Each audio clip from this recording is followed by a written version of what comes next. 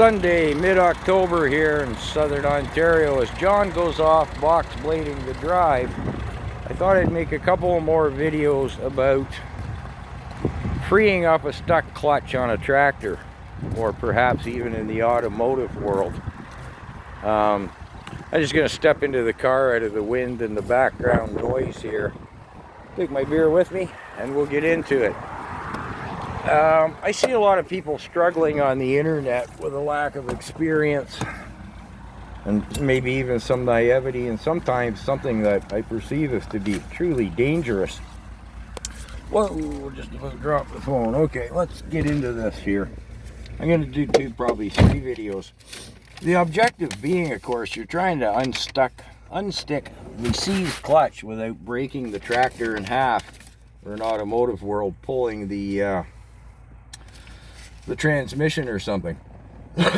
Now, it may not be possible to do it using any method. I saw one comment, the guy said, that wouldn't have worked. My clutch fingers were seized and bent. What the previous attemptee to free that up that would bend the clutch fingers, I can't quite get my head around. But anyways, you want to attempt the easy stuff first in the hopes of not splitting the tractor. You know, obviously, right? If you can get away with it, you know, hey, saves a lot of work. You may not have the shop facilities, the experience, or the tools, or the desire. So the first step, you put the vehicle in high gear, depress the clutch, apply the brakes, hit the starter. Now, should this work for you, the gods of both bondage and catalyst have truly smiled upon you. You might want to run out and buy a lottery ticket. The second step most people go to is you bump start the unit in low gear and drive about depressing the clutch pedal, or perhaps lashing it down, pinning it down in some fashion, mashing on and off the brakes to try and put a kinetic shock load into the seized clutch. Again, well worth the try, and it may work. How badly is it seized is really the issue. The third step, or the second step, are sort of interchangeable. People will tow the unit about, clutch pedal and brake pedal, you know, that business, and do tow it forward and backward. Again, my hopes are with you. Now, step 4, I don't recommend. Got to do the disclaimer thing. Lash it to a tree. Note, I said lash, not chain it to a tree. Never apply a kinetic shock load to a chain. You know, jerk it. People get injured and worse doing that. Don't do it. They make tow straps and what do they call those, kinetic tow ropes? Yeah. You're kind of doing the old philosophy question here of immovable mass meets unstoppable force. Low gear. Don't flip the tractor over on yourself. Have some common sense. Step 5 is rocking back and forth. Realize that you have more of a fiber bond issue here than what you do a ferrous metal seizure. Although there are some metallic within the fiber plates. And it can be seized on either end or side. The clutch plate can be bonded to the flywheel of the engine, or it can be bonded to the pressure plate. Or both, of course. So when you're rocking it back and forth, you're working those fibers as opposed to trying to snap it one way. You know what I mean? You're wiggle, wiggle, wiggle, wiggle.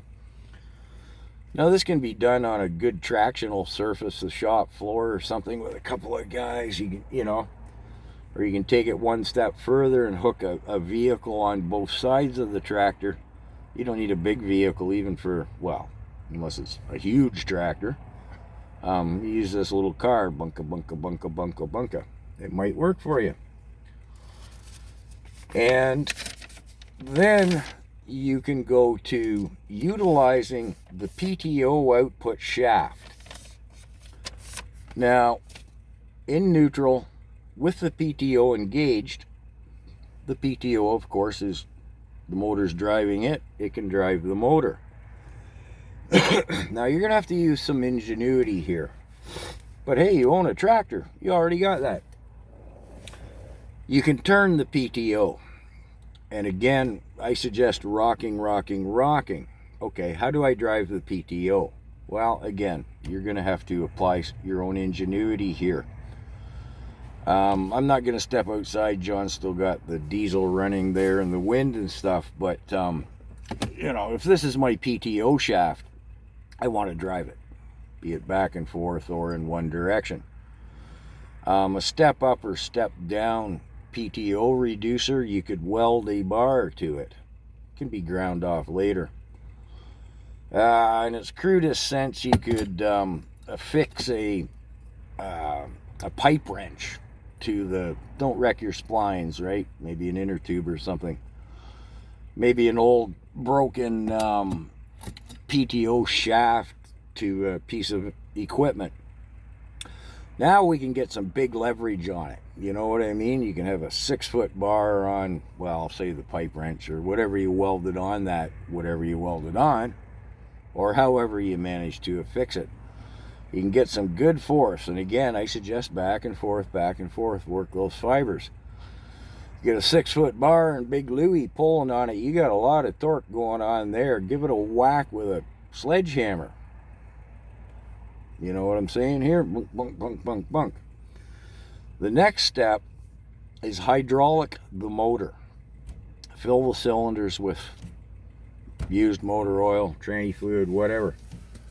Now, I'm just going to say a lot of people don't like that idea. They think you could damage the motor.